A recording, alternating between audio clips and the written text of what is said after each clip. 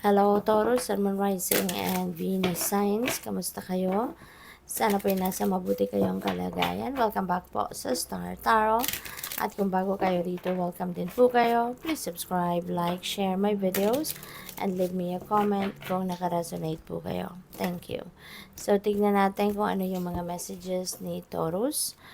We have the Knight of Cups. Ayan. So, mostly, sa inyo, Taurus, you will be focusing on your spirituality sa ngayon. Maybe, mayroon kayong deeper awareness and understanding na sa ngayon of who you are, of what you are, of ano yung purpose sa buhay ni Taurus, you know. Mas malalim na din siguro ngayon ang relationship mo with the divine, you know, kaya mas magfo-focus ka doon sa mga areas na yon. So, good luck sa'yo. We have Six of Pentacles, generosity energy. So, yung generosity energy has two sides, you know, at maaring both sides, no, yan ay may experience ninyo sa ngayon. The other side is sometimes tayo yung benefactor. Tayo yung tumutulong, tayo yung nagbibigay, tayo yung tayo yung nagdo-donate, no? And the other side of this is tayo yung receiver, tayo yung recipient, kumbaga, ng tulong, no, ng iba. So, maaaring na you will be on those both sides ngayon. And kasi maaaring meron kayong pangangailangan din, no, in some areas of life. Baka you need some help, you need some assistance, no, from other people. And merong magbibigay sa'yo, meron din magtutulong sa'yo, merong mag-a-assist sa'yo. And there are other areas of life din ninyo na very abundant ka naman, very prosperous ka naman. Kaya you'd be able to share, no, your resources or share your blessings as well, no, in that area sa ibang tao na nangangailangan din. Okay? So, what else? We have strength, and the angel of courage will be there para sa'yo, para tulungan ka na palakasin ang inyong kalooban, na maging matatag ka. Okay? Kasi baka meron ditong situation na kailangan mong harapin, maaaring tensyonadong sitwasyon, maaaring merong diskusyon, maaaring hindi ka naman directly impacted, no, ng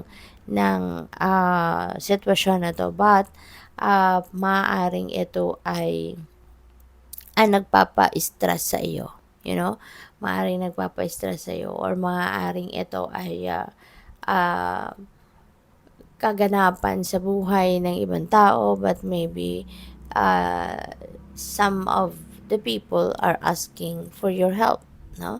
Maaaring ikaw dito yung magiging mediator ng mga taong ito.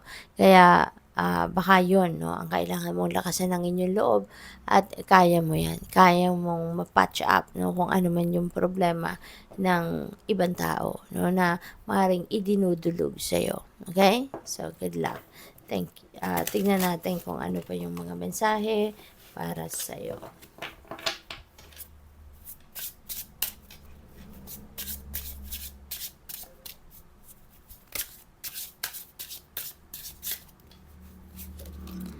So we have, you are loved by many. Make them your focus. In this way, you will find joy. Ayan. So, this is a beautiful reminder para sa'yo na maraming nagmamahal sa'yo. Ano? Taurus, maraming nagmamahal sa'yo. Maraming concerned sa'yo. Yung ganon. At kaya wag mong isipin, ano, na walang nagmamahal sa'yo. Because there are so many people around you that loves you. Maaring hindi lang nila yan na napapakita sa'yo. Maaring hindi lang yan na nagmamanifest, no? But deep in their hearts, no, they love you. They are concerned about you. They care for you. Kasi, di ba nga, sa ngayon, ang panahon ngayon, everyone is busy.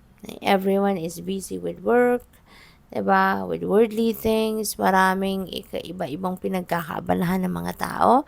Kaya maaring hindi lang nila na i-express, no, maigi ang kanilang love para sa'yo. But whenever you need help, whenever you need something, maaring sila, no, ay laging nandiyan dyan para sa'yo.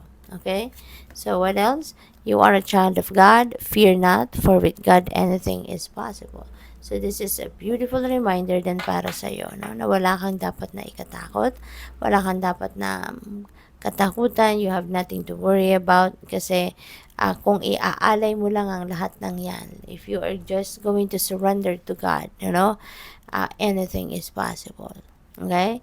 God will make impossible possible for you. Kaya magtiwala ka lang. Okay? So what else we have? Stay humble. Know within that you are amazing. Let the world find out by your actions without you saying a word. Okay? So stay humble. Remain humble. Alright? Um, Siguro, even if you don't need to say anything, no, about sa mga galawan mo, sa mga ginagawa mo, sa mga plano mo, 'di ba?